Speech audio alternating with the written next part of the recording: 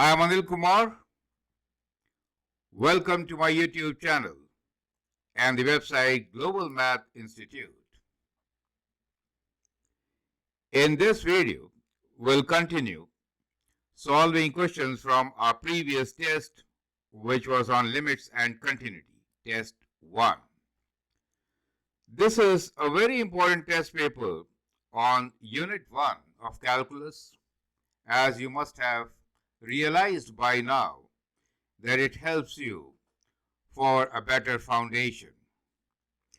Let me thank all the viewers and subscribers who have submitted their solutions along with doubts. While most of the students want the solution of question number 13, which I am taking up in this particular video. Here is an important message and my commitment to you.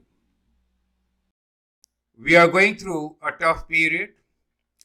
The education workers are on strike, schools are closed. But Anil Kumar classes, the online classes, are always there for you. We have 20,000 videos. You can always join these classes by sending an email. I've been consistently working for last 15 years, uploading almost daily a new video for you and answering questions for the students. We help students worldwide through our online classes. You can join my classes by sending an email to globalmathinstitute@gmail.com. Thank you. Thank you.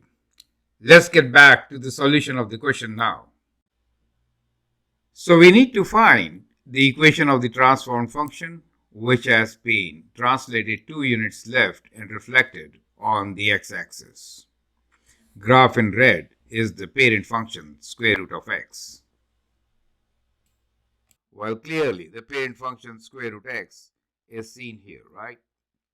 And the transform function is the one which has been reflected and then translated 2 units to the left. So let me call this as g of x. So the idea is to get the equation of g of x. So we notice 2 things. One, reflection on x-axis, correct? Translation left by 2 units. And you also see that the graph has been compressed horizontally, right?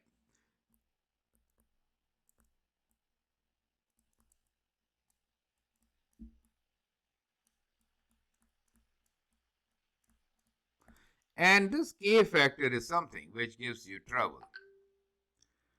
Now, if you look at the second part, it says determine equation of tangent on g of x at x equals to 1. So let us look at x equals to 1. What is the point we're talking about? Well, that's the point, which is minus 3. So fortunately, we have identified a very good point on the curve, which can help us figure out the value of k. Does that make sense? Correct? So with this concept in mind, let's continue to solve the question. Perfect. So some of you must have now understood what is the transformed equation of g of x, since we figured out a couple of things. One, that it has moved 2 units to the left. Second, it has been reflected. And third, it is horizontally compressed by some factor k, which we need to find. And we have also identified a point, which clearly is 1 minus 3.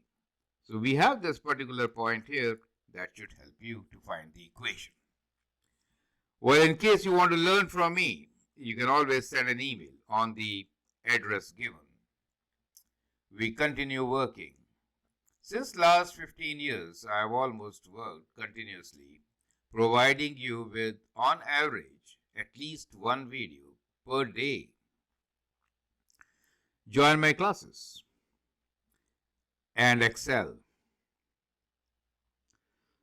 Okay, so now You must have got the equation. If not, here is how you can do it. So we can write the transfer function g of x as equal to negative, since it is reflected on the x-axis, square root of k times x plus 2.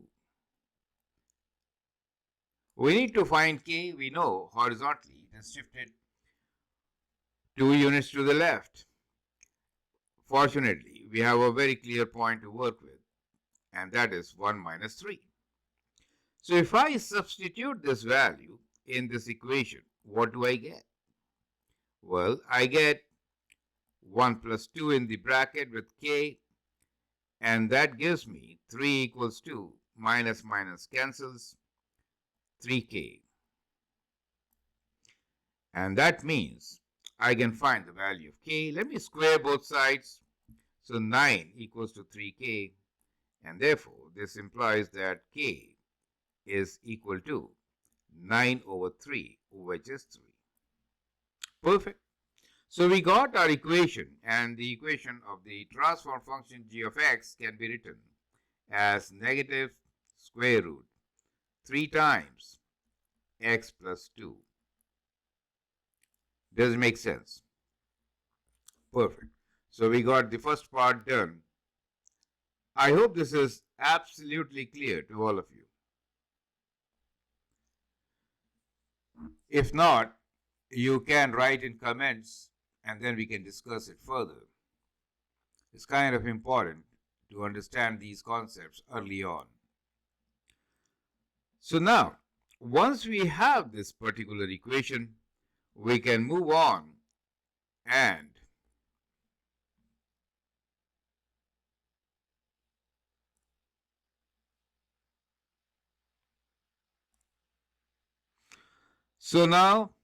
once we have this particular equation, we can move on and do part B. So we got the equation of g of x. Let me rewrite here. G of x is negative square root 3 times x plus 2. Make sense? Negative indicates reflection, 2 units translated left and horizontally compressed 1/3, and this point really helped us to find the result. Perfect. So let's continue with part B now. So we have the function which is g of x equals to negative square root 3 times x plus 2. That was the difficult part, and now let's get into the easy part. Determine equation of the tangent on g of x at x equals to 1. So we can see very clearly that the tangent at this particular point will have a negative slope, right? We can use the power rule to find the derivative of this particular function. So the derivative of this particular function is going to be what?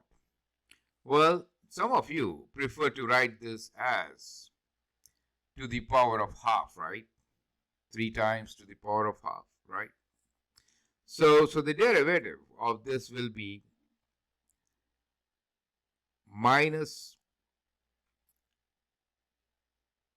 derivative ddx of square root, which I'm also writing in this fashion as most students write, to the power of half. So that gives you negative half into whatever is inside, which is 3 times x plus 2 to the power of 1 minus half, which is minus half, times derivative of inside function, right? Which is 3 times x plus 2. Which is 3x plus 6 also you could write. Correct? So some of you will prefer to write this as 3x plus 6. No harm. Rather, it is better, right? So that gives you the derivative as minus. I could write this 1 over, right? 1 over 3 times x plus 2. And the derivative of 3x plus 6 is 3, so times 3. Makes sense? Times 3. And this is within square root 2, correct? To the power of minus half. So this minus half actually brings the whole thing in the denominator, correct? So you have 3 by 2 times 1 over square root of 3 times x plus 2 as the derivative. We need to find the equation at x equals to 1. So let's find the value of this derivative. So let me take out on the next page. So we just calculated the derivative of the function g of x as equal to negative 3 over 2 square root 3 times x plus 2. Clear? We are working with the function g of x, which is negative square root 3 times x plus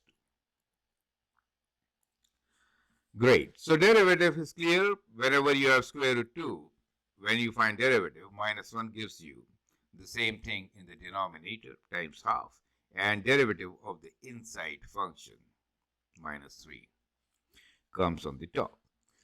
Now what is the slope or the gradient when x is equal to 1? So we'll substitute 1 here, so we get minus 3 to square root of 3 times 1 plus 2, which is also 3. So that gives you minus 3 over 2 times 3.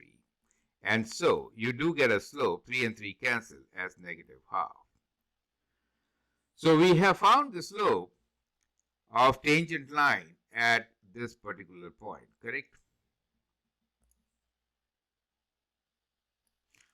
And the point for us is 1 minus 3.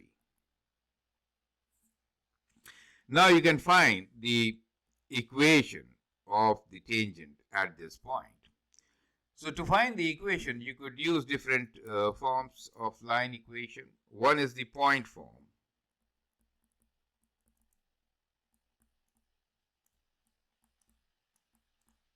That gives you directly in standard form, right? Y minus y1 equals to m times x minus x1. Or you could use slope-intercept form.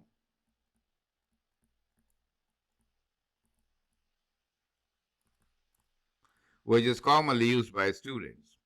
Y equals to mx plus b, right? Use any of these equations to find the tangent. You know the slope, m, which is minus half. And you can also see from this diagram, looks correct, right? So there's no harm in justifying or checking your values. And you know the point. So let's now find the equation. So we found that the function g of x, which is minus square root 3 times x plus 2, has a point which is p, 1 minus 3. And the slope at x equals to 1 is equal to minus half. And therefore, the equation of line could be what? So we can write down the equation of line as y minus y1, which is minus 3, equals to m, which is minus half, times x minus x1, which is 1. So multiply by 2. So we get 2y plus 6 equals 2 minus x plus 1. Open this bracket. And you can now rearrange. Once you rearrange, let me just use more space here, right? Change the color also. Becomes much clearer. X plus 2y plus 6 minus 1 equals to 0, which is x plus 2y plus 5 equals to 0. You get the idea, right?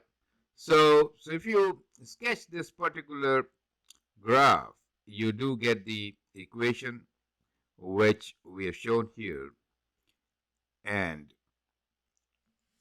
you can actually draw it and verify the result. Okay, so let's use this color. Kind of like this. So you do notice that the y-intercept is around 2.5, which makes sense, right? Correct? So y-intercept is at around 2.5 minus 2.5. Makes sense, right? So we have verified this is the correct equation. So let's put our solutions together. So we did find the tangent line equation. This tangent was at point P, 1 minus 3. And so we got this equation as, let me rewrite this, x plus 2y plus 5. X plus 2y plus 5 equals to 0. Well, some of you must have got it in slope-intercept form. If I rearrange it, what do I get? I get 2y equals to minus x minus 5 and y equals to, this is for the benefit of most who actually are working with slope-intercept form only, right? So let me rewrite this, as most of my students must have written by now. So we do notice from the graph also that we have a y-intercept at minus half, right? 2.5. Let me write 2.5.